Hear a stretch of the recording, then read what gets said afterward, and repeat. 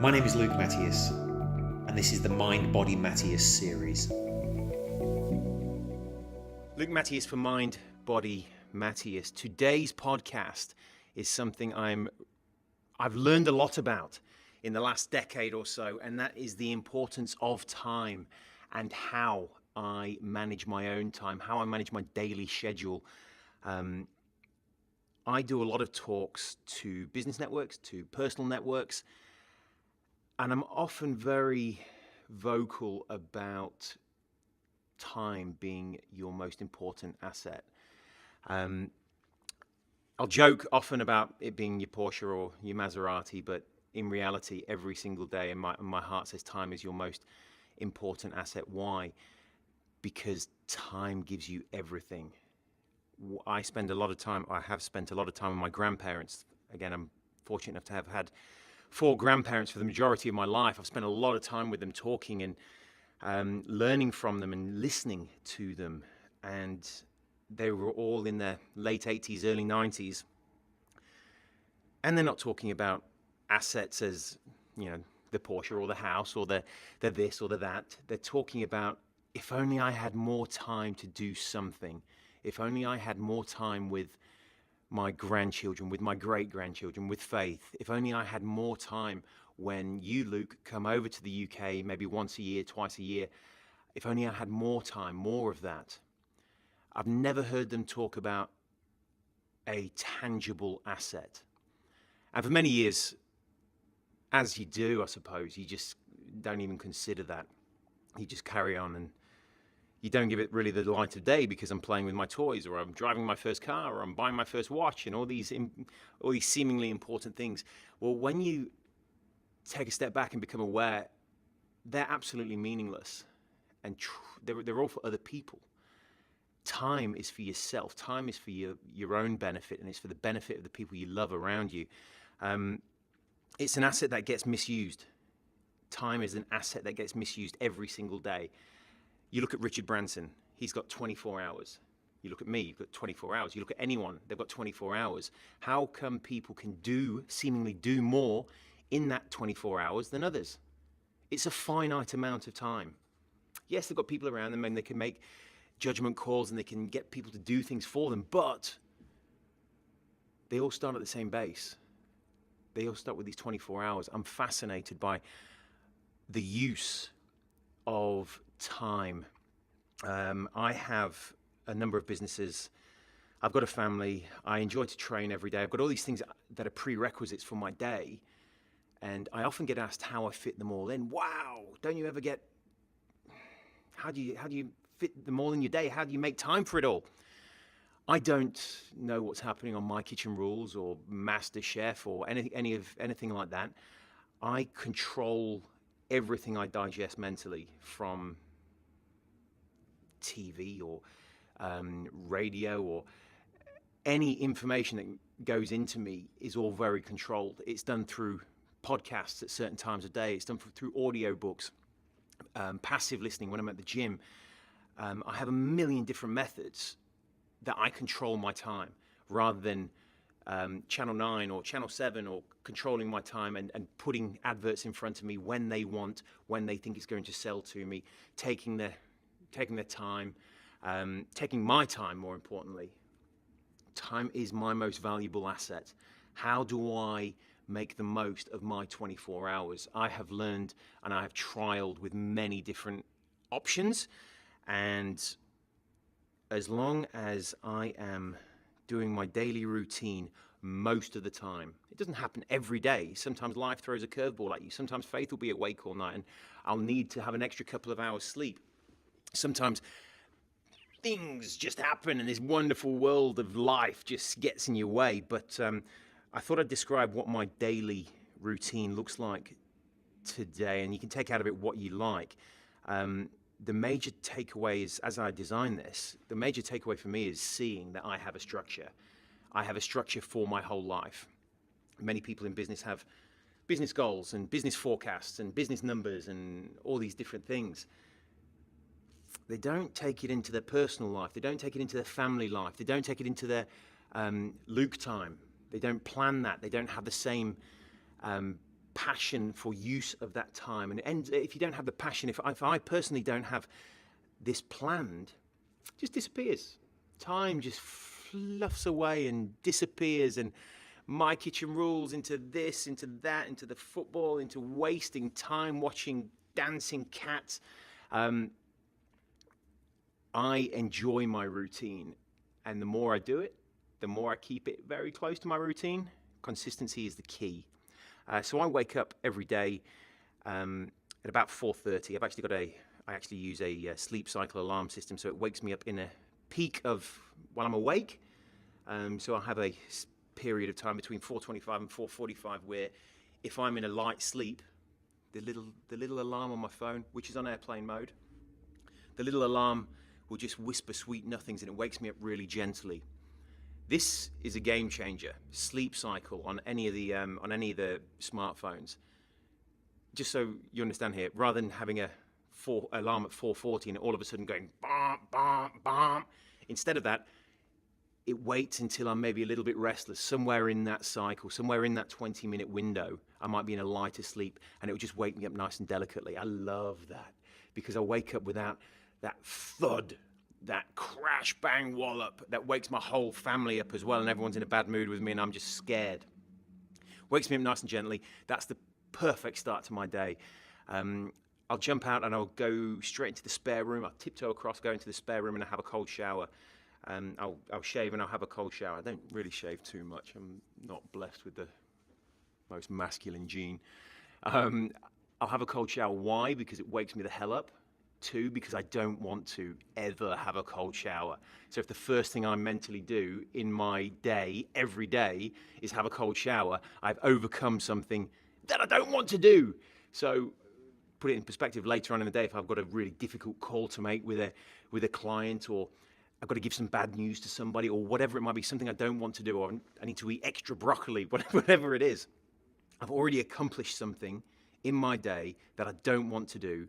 And my mindset for the rest of the day, it's all downhill, no matter what it is. It places me in that conquering sort of mindset. That's so important to me. Plus the cold water wakes me the hell up, kicks all my neurotransmitters into gear, and just gets me operating. It just sparks my life, my day.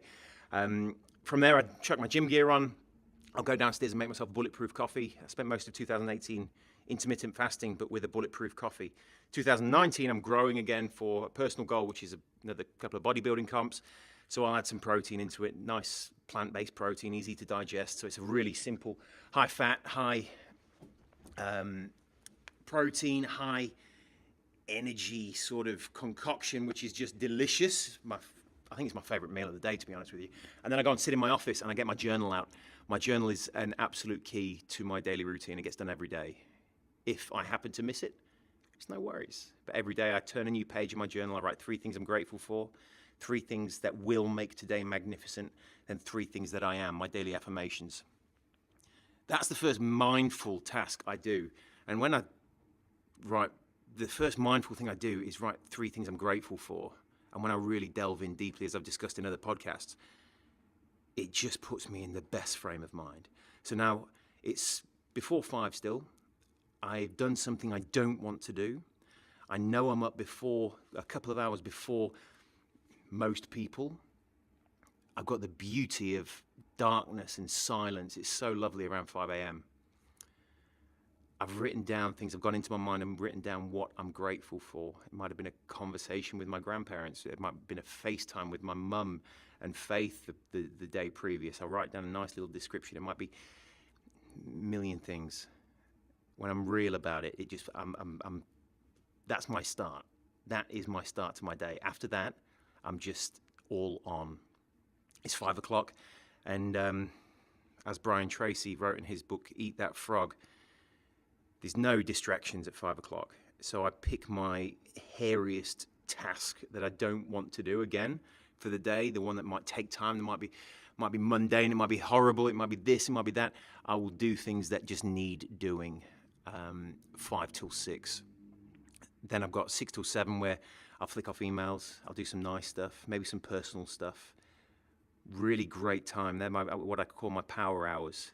5 till 7, 2 hours every day where I can work on myself, I can work on my businesses, I can work on my mindset, I can learn, I can live, I can love, and then I'm just unbelievable. That time before most people wake up is absolutely critical for me, because then I'm down in my office and I hear this, and it's little Faithy waking up, and whatever I'm doing right then and there, I stop and I run upstairs and just grab that little angel out of bed and dance with her. And I can do it mentally and mindfully because I know how many boxes I've already ticked. And I know this time period with Faith is just something I just will not miss. I'll spend an hour or so with Faith and Court, my wife, dancing, eating, getting dressed, playing in bed. I think this morning I was singing She's Electric to her when she woke up. It's just time that she just smiles at her dad and she knows her dad, and I'll never miss that. There's no cost, there's no value that could make me miss that period of time with her. It's just delicious. Obviously, sometimes life throws curveballs, or I'm going to be away, or I've got an early morning breakfast. The majority of the time, I'd say 5 days out of 7, this happens. And that's the key, consistency. I'll jump into the car in my gym gear still, normally about 8 o'clock. 8 o'clock, there's a bit of traffic on the road, so I will spend the half hour with some of my team in the office on the phone, preparing the day, confirming calls and tasks, making sure my calendar's accurate, describing anything from my power hours that I've sent through to everybody that often just doesn't make sense. So I'll hopefully describe that and make some sense out of it. I get to the gym 8:30, or I leave a little bit later and miss rush hour. As long as I'm being proactive and efficient with my time. If I need to speak with the team, I'll leave in traffic. I've got no issue with that because it's a good use of time. I'll then be in the gym for 40 minutes or so. That's all I do. I've got my headphones on. There's often podcasts or even no music or anything on in them. It's almost my gym time every day is my time. I don't go in there to socialize. I don't go in there to ask questions. That I'm very selfish with my time in the gym. Some people don't like it, some people do like it, but that for me is, I've got 40 minutes that I etch out in the gym that I could be spending with my daughter. So when people leave weights out and I'm clearing up other people's weights or wiping down other people's stations, it kills me because that's another 5 minutes that I could have spent with my daughter before I came. I love that time, and I won't miss it. I'm training at the gym. I average 5.5 resistance sessions a week over a long period of time. As the people who know me know, I track everything. And normally, straight from the gym, I'll get into the office, normally about 9:30, 10 o'clock. I like an hour with my team and just preparing and following up, and normally meetings and recording, whether it be podcasts or whether it be video or anything like that. Interviews normally starts about 10:30, and that goes through. Eating, I'm very particular about the information I digest, but very particular about the food I digest as well. I'm actually going to do another podcast on how I eat and how I digest information and food. So I've already gone through my bulletproof coffee. It's about 600 calories at 5 a.m. I'll have another liquid sort of meal at about 8 p.m. or a mousse or something like that, protein mousse. I'll eat normally 9:30ish, 11:30ish, 2 and 5 meals that I've prepared at home. I like to cook whole organic foods, low in inflammatories. I track everything, so foods that I know are going to make me perform well. Again, if I go out, that's fine. If I eat off the plan, that's fine. As long as the consistency is there and sort of 8 out of 10, 9 out of 10 meals are as per the plan, then that's fantastic. That keeps me operating, keeps me the best me, keeps me the best family member, keeps me the best leader at work.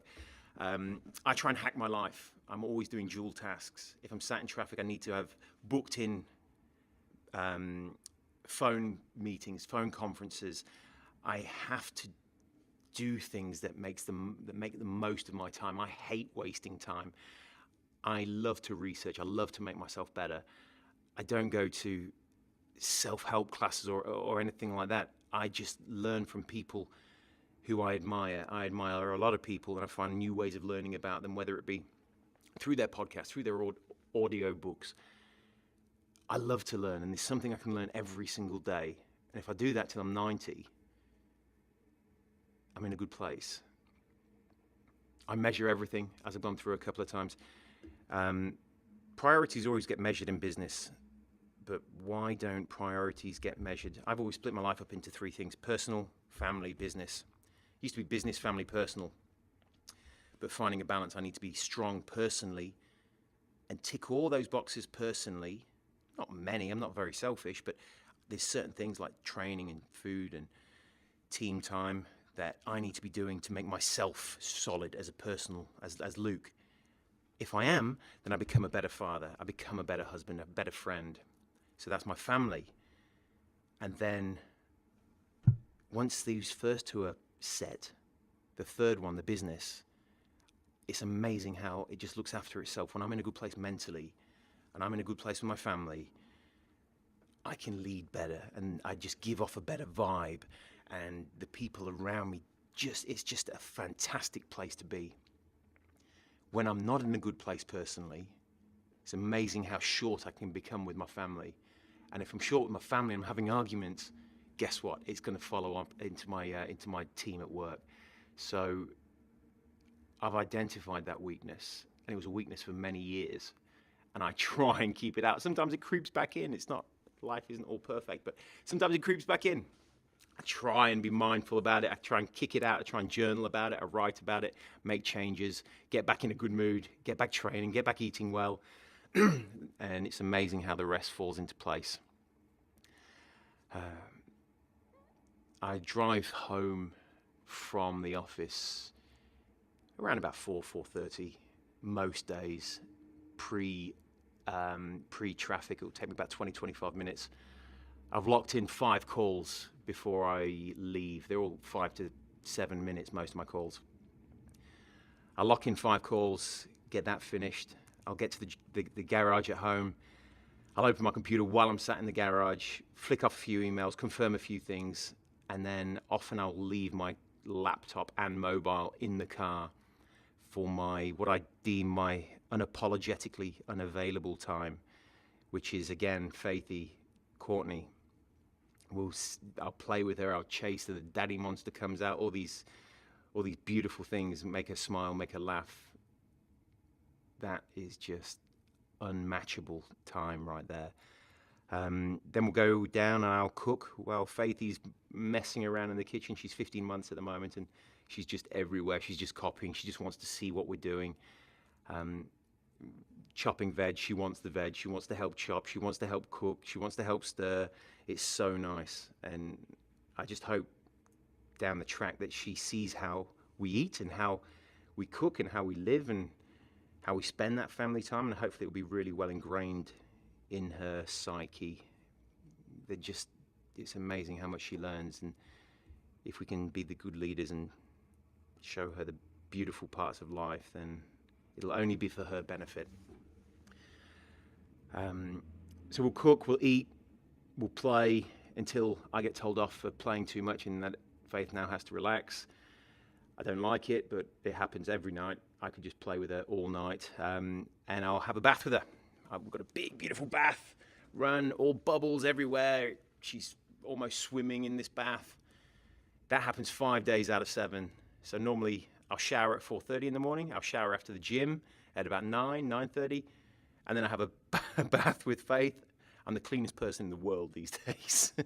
From there, we'll go through the book in the bed. I'll read her a book every day, and Court and I will take it in turns putting her to bed. It's lovely. 7:30 till 9:30 is a mix for me. Again, I don't watch TV. I don't know what is happening in all these shows and things like that. I'll pick something to digest. Sometimes I have to work. Sometimes I'll sit in my office. Sometimes I can passively work. Sometimes I can sit and watch a film with Court with my laptop. Sometimes I don't need to. Sometimes I can just spend some time relaxing with Court. And that's another measurement. We try and spend time disconnected at least a couple of times a week, evenings a week, where we'll just sit. We might plan a holiday. We might plan date nights. We might plan or just talk with your wife without the TV, without talking about rubbish. It's really nice. We missed that for a long while. We were out of balance for a long while. And it's just a constant battle of trying to bring it back into balance, trying to do things, spend mindful, meaningful time with your partner. It's so easy to miss, but and I'm guilty of it. But as long as you're aware of it and you're trying to make the right thing happen, it just works. It just works. So that time is a bit of a mix. I'll eat again. I'll research. I'll live. I'll love. It's just a really nice time of day. Around about 9:30, I go to bed fairly early. About 9:30, I'll go downstairs and finish my journal for the day. So as per the start of my day, the 9 points. At the end of the day, it's just 6 points. 1, 2, 3. What 3 things made today magnificent? Let's have a look back over the day and be thankful for something or someone, how it made me feel. Makes me learn and live and love. And then 3 things to learn from. I might have gone off the track, or why did I go off the track, or I let something push me off the track, or I didn't spend my time with faith, or I was not mentally spending my time with faith. What I mean by that is maybe I had faith, but I had my phone, and I'm pretending that that's faith time. It's not faith time.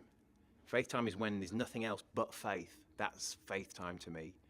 That's how she knows me. That's how, when I walk in the room, her face lights up.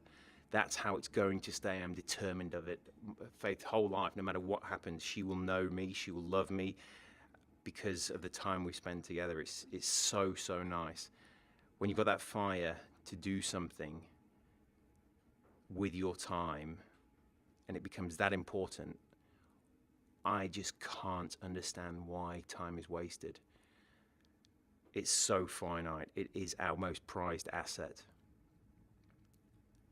It's amazing. We get blessed with all this time that just disappears. When you take a step back and you think, well, how am I spending my time? What could I be doing? What do I really love to do? Do more of it. If it's calling somebody, if it's calling your fans, your family, your friends, your whoever it is, and telling them you love them, or just giving them that, hey bud, I'm just thinking of you. Spending time doing beautiful things makes you feel so much better than time wasted. Time is incredible. Learn how you can make the most of it. That's how I make the most of it. That's my day. That's most of my days. Most important part of it, meaningful, mental, uninterrupted time with myself, my daughter, my wife, my team, people, helping. Whatever you enjoy doing, make sure you make time for it. There's always time if you want it badly enough. How many times have you heard someone say, oh, I haven't got the time to go to the gym, or do this or do that, or call your grandparents? Yet they know what's happening on MasterChef or Game of Thrones. I'm one of the few people who doesn't know what Game of Thrones is all about. And I'm not standing on a high horse here. I just know what makes me better and what I enjoy doing and what my priorities are. And that was a game changer for me. Find your priorities. Spend your time doing the things that matter most. And life will be just so much more loving. Luke Matias, this has been Mind, Body, Matias. This is the power of time, your most important asset, and how I manage my day. Would love your feedback. Would love you to share it with somebody who you feel might need a bit of a kick in the backside, or might need to hear from this, or might be able to learn some little piece. Thank you so much for listening.